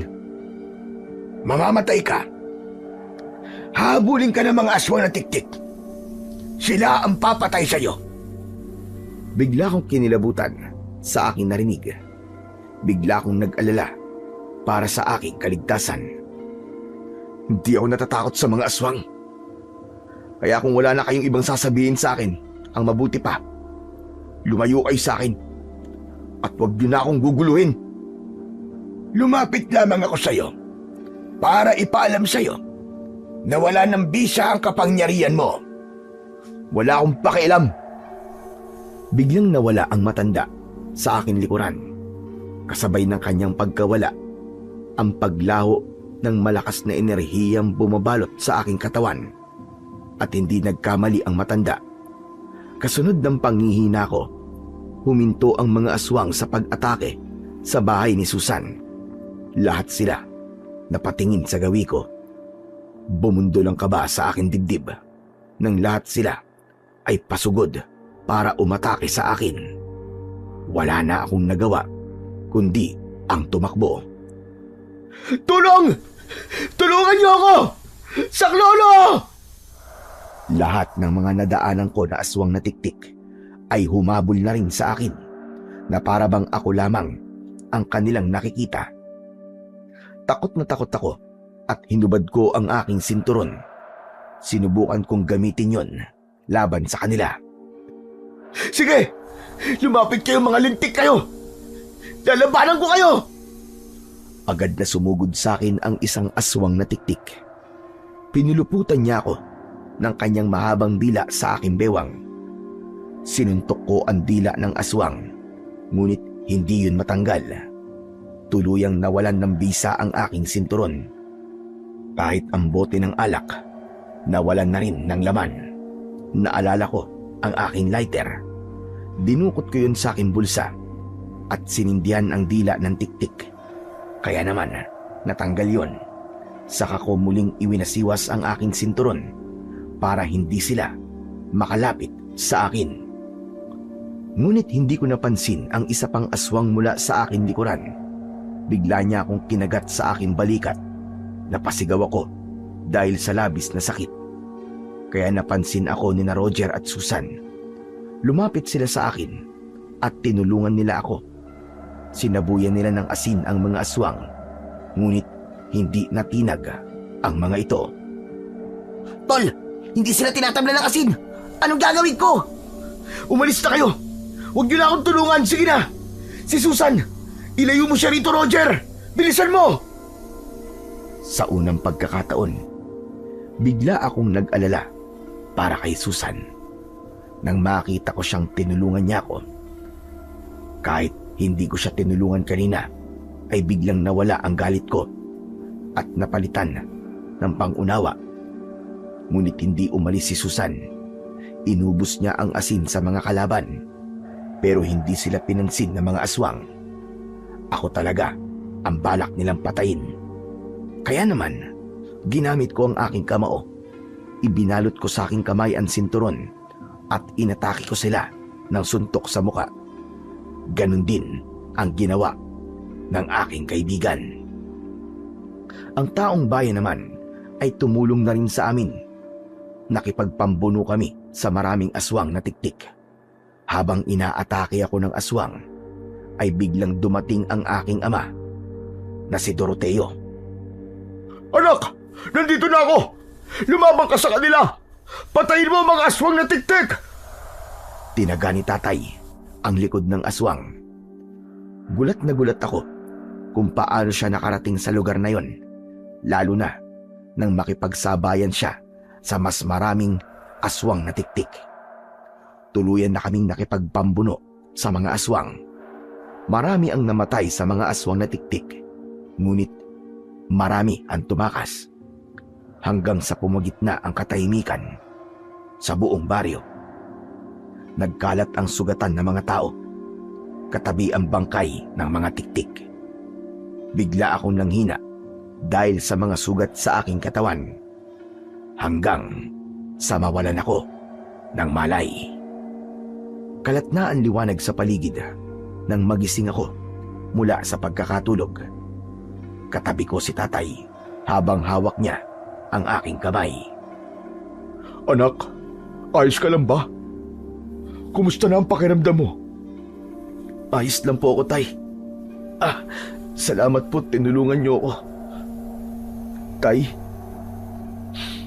patawarin niyo ako Naging masama akong anak. Huwag kang humingi sa akin ng tawad, anak. Alam ko naman na hindi mo yun sinasadya. Alam mo bang hinanap kita? Ilang araw kang nawawala. Sobra na akong nag-aalala para sa iyo, anak. Pero tay, paano niyo po ako natuntun dito? Mabuti na lang at merong nakakita sa inyo na sumakay raw kayo ng bus. May kasama raw kayong matandang lalaki. Yung matandang lalaki na yun, nag-iwan na sulat sa kanya na pinabibigay naman sa akin. Sinabi niyang sa baryo ng Santa Rosa raw kayo dadalhin. Anak, sino ba matandang lalaking nagdala sa inyo rito? Isa lamang po siyang kaibigan, tay. Huwag niyo na po yung alalahanin. Ang mahalaga po, ligtas na po tayo.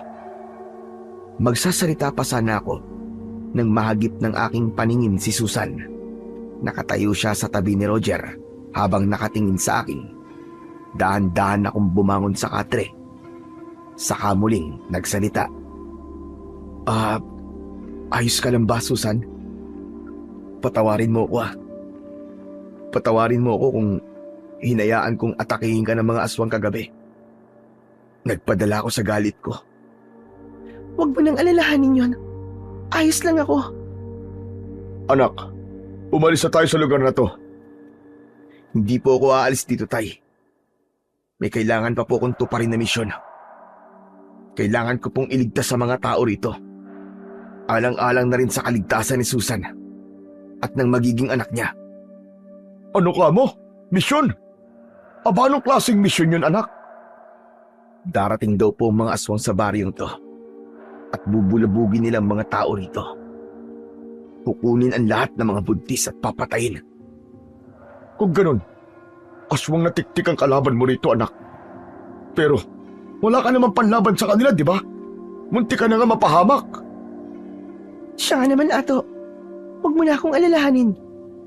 Hindi ako pababayaan ng Diyos. walang mangyayaring masama sa akin. Hindi ako aalis sa lugar na to, Susan. Babantayan kita hanggang sa makapanganak ka. Tanggap ko na wala na tayo. Kaya pinapalaya na kita.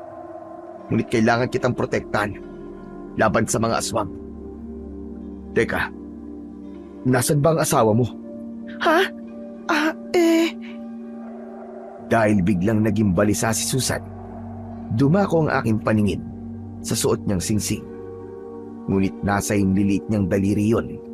Napako rin ang aking paningin sa suot na singsing ni Roger dahil magkapareho yun ng itsura. Napabalikwas ako ng tayo at bumakas ang galit sa aking muka. Roger? Susan? Bakit pareho kayo ng singsing sa daliri?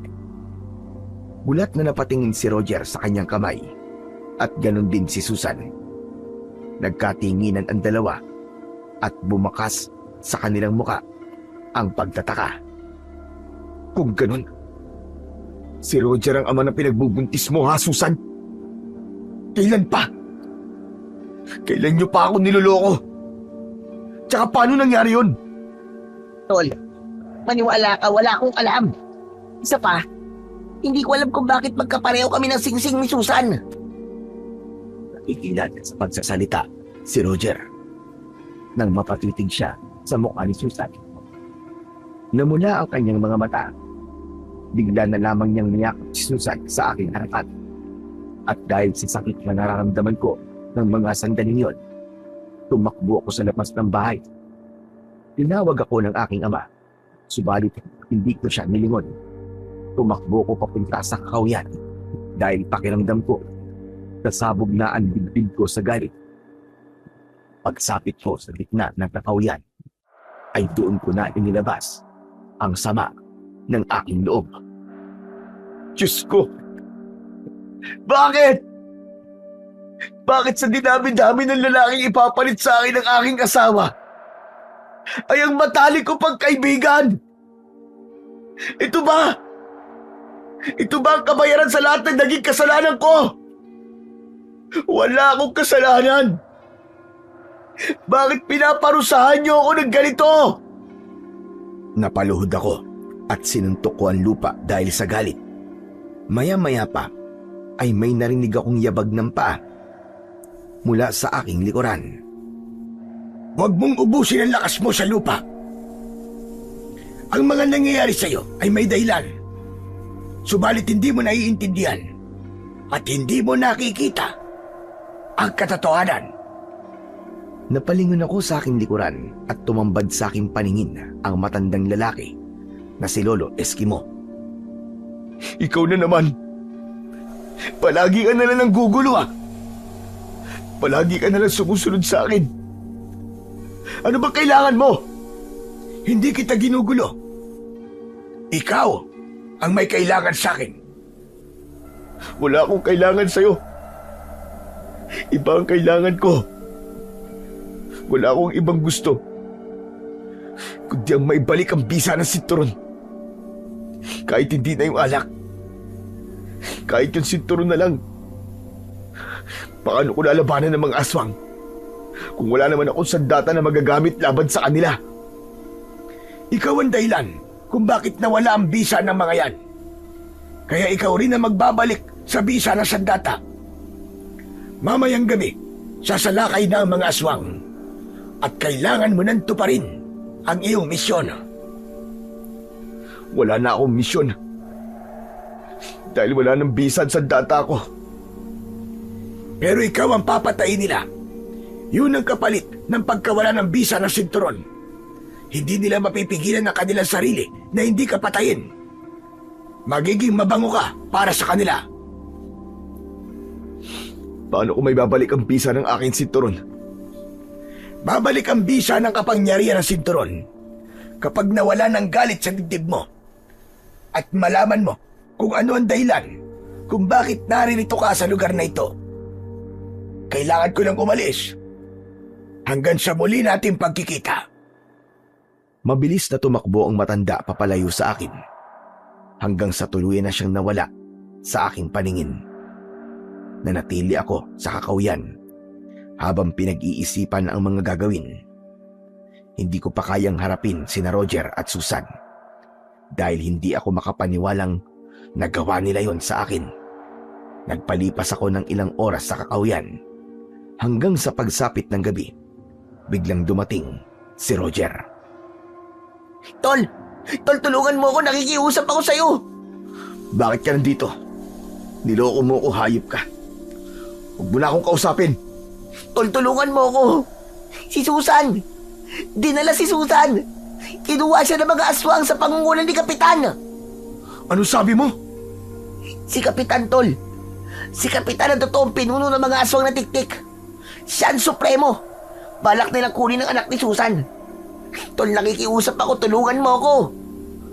Wala akong pakialam sa anak nyo. Hindi ko anak ang ipinagbubuntis si Susan. Ano ka ba? Kundi anak niyong dalawa ni Susan. Kalokohan. Huwag mo nang bilugin ang ulo ko. Kapatid ko si Susan, Ato. Kapatid ko siya. Siya si Lorna. Ang kapatid ko na matagal ko nang hinahanap. Siyang nagsabi sa akin na anak ninyong ipinagbubuntis niya. Kaya kumilos ka na, Ato. Iligtas mo ang mag-ina mo. Iligtas mo ang kapatid ko. Hindi kagad ako nakapagsalita at kinilabutan ako ng gusto sa aking mga narinig. Sinuri ko ang mukha ni Roger kung nagsasabi ba siya sa akin ng totoo. Pero maya-maya lang ay dumating din si tatay at ito ang nagpatunay na totoo ang sinasabi sa akin ni Roger. Maniwala ka anak kay Roger. Alam ko ang totoong dahilan kung bakit iniwan ka ni Susan. Si Susan ang nakatakdang magsilang. Nagkagawin nila supremo ng mga aswang. Nangyari yun dahil sa mga taong umampun sa kanya. Nagpakalayo-layo siya at tumakas sa kanilang lugar. Ngunit natuntun siya rito, anak. Nasa panganib ang mag-ina mo. Paanong nangyari yun? Paanong umabot sa ganito, tay? Dahil si Susan ang nakainom ng mutya ng mga aswang. Yung mga taong umampun sa kanya, hindi niya alam na aswang. Ipinagtapat niya sa akin ang kanyang pasya noon at nakiusap siya na huwag kong sabihin sa iyo ang kanyang dahilan dahil baka hindi mo siya matanggap. Gusto niya na mamuhay ng tahimik at malaya na hindi nagdadala ng mutya ng mga aswang. Gusto niyang iligtas ang inyong anak. Nagsakripisyo siya para hindi ka madamay. Kaya pinili niyang iwan ka. Pumatak ang luha sa aking mga mata. Bumundol ang kaba sa aking dibdib. Napalitan ng takot ang nararamdaman kong galit kanina. Kaya naman, napatingin ako kay tatay. Saan po nila dinala ang mag-ina ko? Bago kami nagpunta rito, may isang matandang lalaki ang nagsabi na ang kuta raw ng mga aswang ang may tatagpuan sa gitna ng kagubatan. Matutukoy raw natin ang kinaroroonan ng mga aswang dahil sa liwanag na nanggagaling sa milog na buwan. Magkakaroon daw ng direktang pagsikat ng buwan sa lugar mismo ng pagdadausan ng pag-aalay. Anak, wala ng oras. Kailangan nating iligtas sa mga binihag nilang buntis. Sabay-sabay silang papatayin bilang alay sa kanila supremo. Hindi na ako nag-aksaya ng oras. Lahat kami ay agad na tinakandaan papasok sa kagubatan. Habang nakatingala sa langit at sinusundan ang liwanag ng buwan, bigla akong nakaramdam ng uhaw dahil sa malayo namin paglalakbay. Nakapako sa aking bewang ang nakasabit na bote ng alak. Saglit kong tinunggayon at nainom ko ang laman nun, pero agad din akong natigilan. Teka, may alak na akong nainom sa boteng to. Kung ganun, bumalik na ang bisa ng aking sandata. Diyos ko, maraming salamat po. Ito pala ang ibig sabihin ni Lolo Iskimo. Babalik ang bisa ng aking kapangyarihan kapag nalaman ko ng buong katotohanan. Katotohanan na ang babaeng inililigtas ko ay nagdadala ng aming anak. Maging sina Tatay at Roger ay hindi rin makapaniwala sa aking naikwento. Maya-maya pa ay sumugod na kami sa kuta ng mga aswang. Pagkalipas ng ilang oras na paglalakad, narating namin ang kinaroroonan ng mga aswang. Nadatnan namin ang nagpupulong na mga aswang habang nakahiga ang aking asawa sa lamesa. Nakatali siya roon. Ganun din ang iba pang mga buntis, habang ang kapitan ay may hawak na punyal na nakatapat sa tiyan ng aking asawa. Maraming bantay sa paligid ng kuta. Ano nang gagawin natin? Mukhang nagsisimula na sila sa kanilang ritual. Kailangan na natin kumilos, anak. Hindi na rin po ako makapaghintay. Ililigtas ko na ang aking mag-ina. Papatayin ko ang mga aswang na yan. Hinubad ko ang aking sinturon sa aking bewang at agad na sumugod sa kinaroroonan ng mga aswang. Ibinigay ko kay Roger ang lighter at siya ang namahala sa pagsunog sa mga kubo ng mga aswang. Pakawalan mo ang asawa ko, hayop ka! Kapag nasaktan ang mag-ina ko, magtago ka na sa ilalim ng saya ng nanay mo! Humalakhak ng malakas si Kapitan. Sa isang iglap ay nagbago ang anyo nito. Naging isang mabangis na aswang, nakahawig ng mga daga na merong pakpak. Ganon din ang ginawa ng kanyang mga alagad. Agad silang umatake sa akin. Ngunit sinalubong ko sila ng palo ng sinturon na tumama sa kanilang leeg. Bawat tamaan ng aking sandata ay umuusok ang kanilang katawan at bumabagsak sila sa lupa. Si Kapitan naman ay agad na lumipad at dinagit niya si tatay. Mabilis akong kumilos, mataas akong tumalon at hinampas ko ng sinturon ang kanyang kamay.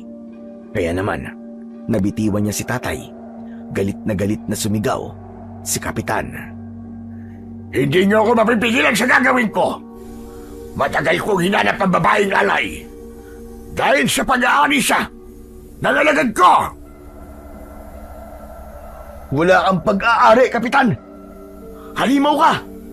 Magdadaan ka muna sa ibabaw ng bangkay ko bago mo makuha ang mag-ina ko! Agad akong tumalon na mataas at pinalo ng aking sinturon ang katawan ni Kapitan. Ngunit nakaiwas ito at lumipad patungo sa lamesa sa kinaroroonan ng aking asawa. Humaba ang kanyang dila na agad na pumulupot sa aking leeg. Nagpumiglas ako. Pilit kong tinatanggal ang pagkakasakal ng dila niya sa leeg ko. Ubod lakas kong pinalo ang kanyang dila. Nang hindi siya natinag, ginamit ko ang alak at ibinuhos ko yun sa kanyang dila. Roger! Akin ang lighter! Agad na ibinato sa akin ni Roger ang lighter at nasalo ko yun. Kasunod ng pagsindi ko ng apoy sa dila ng aswang. Naputol yun at bumagsak sa lupa si Kapitan. Agad siyang bumangon. Gumanti siya ng kalmot. Ngunit sinalubong ko siya ng hagupit ng aking sinturon at tumama yon sa kanyang muka na nag-iwan ng malalim na sugat.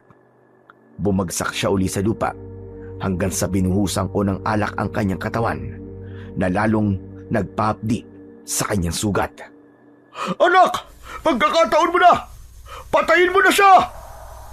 Hindi na ako nag-aksaya ng oras. Walang awa ko siyang pinaghahagupit ng aking sinturon sa iba't ibang parte ng kanyang katawan. Kasunod ng pagsindi ko ng lighter at sinunog ko ang kanyang katawan. Lumapit sa akin si Roger at pinagtulungan naming patayin si Kapitan. Habang lumiliyab ang kanyang katawan, binuhusan ko pa ng alak ang kanyang katawan hanggang sa lumakas at lalong naglagablab ang apoy. Hayop kang Kapitan ka! Ito na ang katapusan mo! Rinig na rinig namin ang malakas na pag-angil nito hanggang sa tuluyang maging abo ang kanyang katawan. Habang ang mga natitira namang mga aswang ay inatake ko gamit ang aking sinturon at alak. Sakto naman na dumating na ang mga tao para iligtas ang iba pang mga buntis na binihag. Halos magkaluray-luray ang katawan ng mga aswang dahil sa pag-aagawan ng mga tao sa pagpatay sa kanila.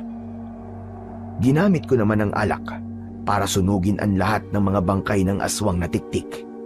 Nang humupa na ang kaguluhan, nilapitan ko ang aking asawa na si Susan. Umiiyak siya habang nakahiga sa lamesa. Kinalagan ko siya ng tali at niyakap ng mahigpit. Patawarin mo ako, mahal ko. Kung naniwala akong hindi mo na ako mahal. Pero bakit ka nagdesisyon nang hindi man lang nagsabi sa akin? Ato, patawarin mo ko. Natakot akong baka pati ikaw ay mapahamak ng dahil sa akin. Pero dahil sa ginawa mo, muntik na akong mapahamak. Muntik na akong magpakamatay dahil ang buong akala ko, tuluyan mo na akong iniwan. Nalito ako at nahirapang magdesisyon. Akala ko hindi mo ako matatanggap eh. May mutya ako ng aswang sa aking sinapupunan. Hindi ko alam kung karapat dapat ako sa iyong pagmamahal. Mahal kita, Susan. Mahal kita. Maging sino ka man.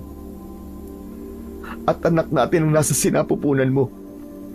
Bunga ng pagmamahalan nating dalawa.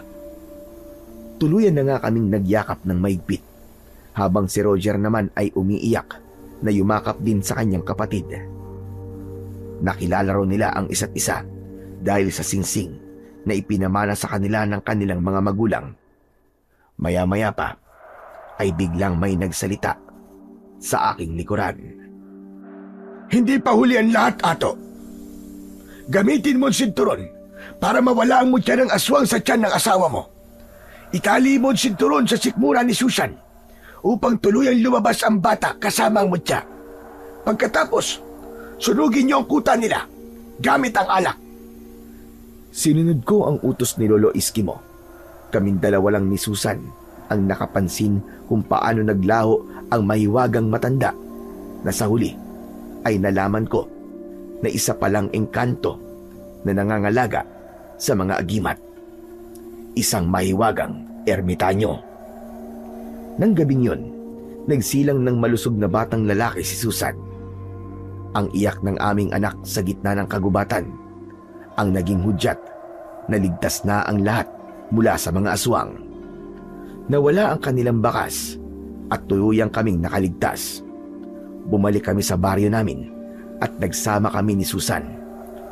Tuluyan ang nawala ang mutya ng aswang sa kanyang tiyan at namuhay kami ng mapayapa at matiwasay. Si Roger naman ay isa ng pulis at kasama namin sa baryo ng Alimpok. Si tatay ay pumanaw na, may 10 taon na ang nakakalipas. Magmula rin ng gabing yun, hindi na nagpakita pa sa akin si Lolo Iskimo. Ang sinturon at mahiwagang bote ng alak naman ay tuluyan na naglaho. Masasabi kong ang paggawa ng kabutihan sa ating kapwa ang mabisa talagang sandata laban sa kasamaan. Kahit galit tayo sa isang tao, kailangan nating magpatawad at gawan pa rin sila ng kabutihan. Dahil ang Panginoon, kahit malaki ang ating nagawang kasalanan sa Kanya, patuloy pa rin siyang tumutulong sa atin nang walang hinihintay na kapalit. Hanggang dito na lamang po ang aking istorya. Lubos na nagpapasalamat, Ato.